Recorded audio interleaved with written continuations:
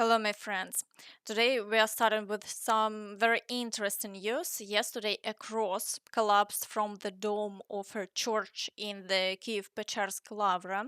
Notably, before Russia's full-scale invasion of Ukraine, a similar event occurred when another cross fell. This incident has sparked widespread discussion online as it closely resembles what happened in 2022 when a cross collapsed from the dome of St. Sophia Cathedral. About a month after that, Russia launched its full scale invasion. The big question now, does the fall of another cross signal a new major event for Ukraine? Friends, I'd love to hear your thoughts on this. Now, let's start our frontline overview with the Kursk direction. There are major issues here. Not only are the Russians advancing again near the village of Mala though Ukrainian officials have yet to confirm this, but they have also managed to enter and secure positions in the Sumy region. Many cartographers confirm the Russian advance towards Sumy region, so the situation there has indeed worsened. Now let's move straight to the Pokrovsk direction, where it feels like the calm before the storm. Earlier, the Ukrainian forces reported that the Russians were pulling in reserves and preparing for large-scale assaults. That may explain why today we are seeing heavy shelling of both frontline settlements and rear areas, while no offensive actions are being carried out. So far, the frontline remains unchanged, and there are no new updates regarding a potential Ukrainian forces counteroffensive. In the Shevchenko area, south of Pokrovsk, intense battles continue. Ukrainian forces have made some gains, but the Russians have partially regained lost positions. It's hard to predict what will happen even tomorrow, as this section of the front sees the heaviest fighting in the entire direction. Geolocation maps confirm that the Ukrainian forces have advanced to the outskirts of Shevchenko and secured their positions. This means Ukrainian forces are making progress, gradually pushing the Russians back from Pokrovsk. Additionally, geolocation data suggests that Lysyivka has likely entered the gray zone. There is also confirmed footage of Ukrainian forces destroying Russian FPV drones. The content is quite graphic, so I won't show it, but Russian forces are taking heavy losses here. Still, over the past 24 hours, the front line remains largely unchanged. In the Kurakhove direction, the Russians continue the assaults on Constantinople and Ashalan frontline settlements. However, the Ukrainian forces are holding the defense and the frontline remains stable for now. In the Velyka Novosilka direction, the Russians continue heavy shelling, and it looks like they aim to advance north along the river. This area is experiencing the highest number of strikes. Attacks near Burlatsk are also ongoing, but over the past 24 hours, there have been no changes to the front line. In the Zaporizhzhia direction, Russian forces are storming Pyatikhatki and attempting to break through near the village of Stepove.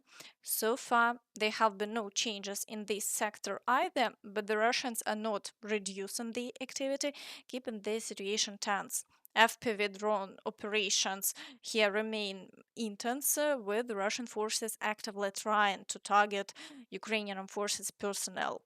However, the Ukrainian forces are also effectively using FPV drones in response. In the Kherson direction, shelling of the right bank continues. FPV drones are actively engaged, but as before, there are no changes to the front line. Meanwhile, discussions online have intensified regarding a potential third strike on the Crimean Bridge. Navy commander Neish Papan hinted at a new attack on the Kerch Bridge, saying God loves a trinity. He expressed optimism that the Ukrainian military will succeed in destroying the bridge, which Russia illegally built to connect its territory with occupied Crimea. It's noted that the previous two attacks damaged both the road and rail sections of the bridge. Neish Papa stated that Russian forces can no longer transport heavy wagons across the railway bridge after the two previous defense forces strikes. Why warn the Russians about a planned attack remains unclear. Now let's move on to the Toretsk direction. Here, as before, activity remains very high, both in offensive actions and shelling. However, the Ukrainian forces report ongoing counterattacks and new successes, though details haven't yet been disclosed. For now, there are no confirmed changes to the front line over the past day, but if we look at geolocation data, it's clear that Ukrainian forces are making breakthroughs near Zabalka. Overall, we'll have to wait and see how the situation develops, but for now, Russian advances have stalled and the initiative has shifted to Ukraine. In the Chasiv Yar direction, Russian forces continue trying to break through in the central part of the city while also carrying out shelling. Assaults on Orikhovo-Vasilivka are ongoing, but as before, there have been no changes in the past 24 hours. In the Siversk direction, Russian forces continue the attacks on Bilohorivka and shell the village. However, they have failed to advance over the past day and the front line remains unchanged. In the Liman direction, Russian forces are maintaining the activity. Assaults on Zarychne, Yampolivka, and Lipove are ongoing, with attempts to break through across the fields toward Novomykhailivka.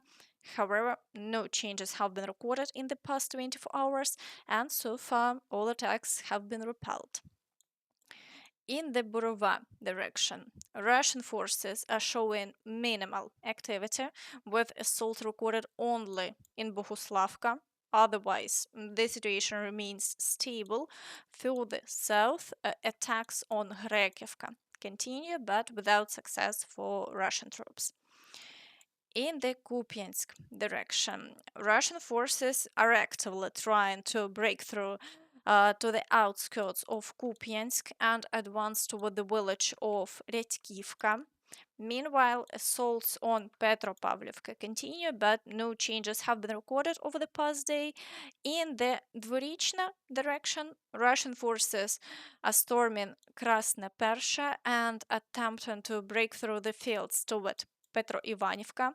No changes have been observed in the past 24 hours, but the assaults persist. We will wait to see how the attacks unfold.